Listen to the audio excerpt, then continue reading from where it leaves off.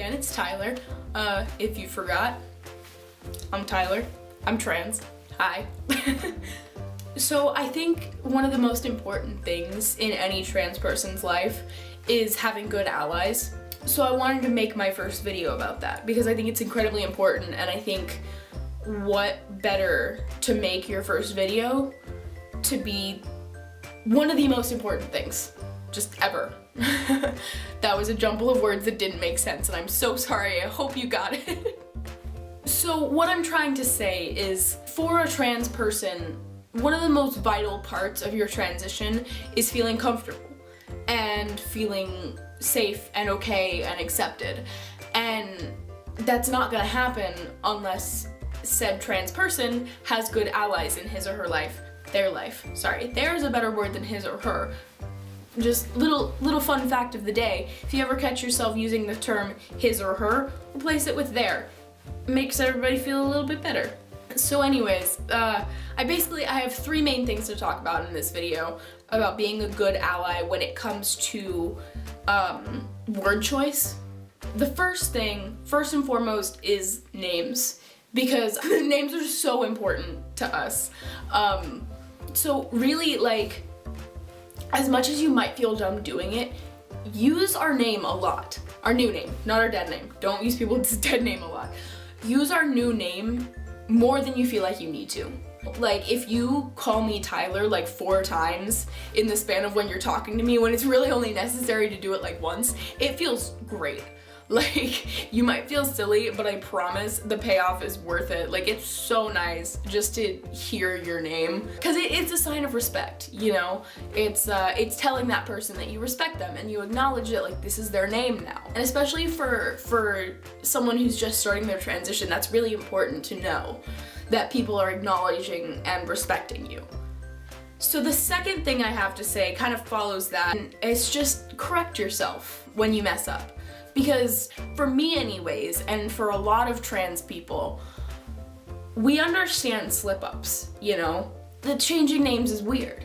Changing pronouns is weird. Especially for your family who's known you for your whole life, however long you've been alive. But the most important thing is that we recognize and are able to see that you're trying. Because as long as we know you're trying, it's okay if you mess up. It's really just a respect thing. As long as we can see that you're trying, that shows that you respect us and you acknowledge us and you support us.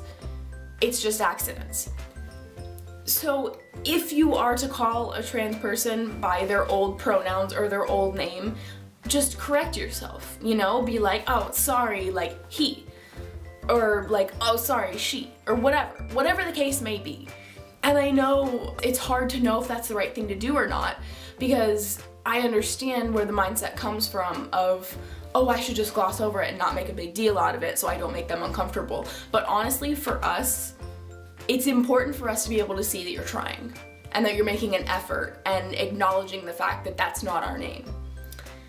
The third thing, it's a much smaller thing, but it's just one of those things that for me, like, warms my heart a little bit. Like, gendered nicknames, if that makes sense. Like, if you have a trans male friend, call him dude all the time. Call him bud, call him bro, even if that's totally not your vernacular. Even if you're doing it in a half-joking way, it feels good. Like, it feels so good to get, like, bro high fives and, like, to be called dude and, like, to be called man all the time. Like, hey man, what's up? It feels good. It really does, you know? And that's obviously a very small thing, but it's one of those little things that you can just slip in there every once in a while that's not a big deal at all. That just kind of is a little acknowledgement that, like, you're valid. And it feels amazing. It feels so good. Those are really my main 3 things. Just use their name, use their pronouns, even if you feel like it's too much. Correct yourself when you accidentally mess up. Correct yourself and apologize.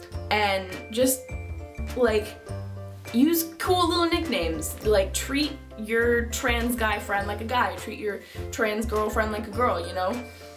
Those are the 3 main things, in my opinion, that'll make you a good ally in that aspect. So if you're an ally, if you have a trans person in your life, please try to keep those things in mind, because they may not seem like a big deal to you. It might seem to you like the difference between if you go by Jeff, someone calling you Jeffrey, and it's like, that's my name, but it's not my name, whatever, I don't care. But it's more important than that to us, and it's hard to understand for someone who isn't in our position, but it's just try to understand it's really important. The trans person in your life will thank you so much, because even just those little things are such a great show of respect and support that are just not blatant, like, I support you. It's just daily things that make the trans person in your life feel so good. I'm gonna keep making more videos geared towards how to be a good ally in different aspects of your life, and I really hope that this can help some people. And you know what, like, fellow trans people, if you have an ally in your life that's struggling, send them this video. That's what I'm here for. Like, show them that video, send them the link to this video, and just be like, hey, just by the way, here are some cool things you could do that would make me feel good. And if I'm talking to one of those people who got sent that link right now, hi, thank you for watching. And I hope that you will follow my advice, because it's gonna make the trans person in your life really happy. So again, thank you guys so much for watching. I'm really excited to kind of go gung-ho on this channel. I hope I could help, and I love you guys. All right, thank you, bye.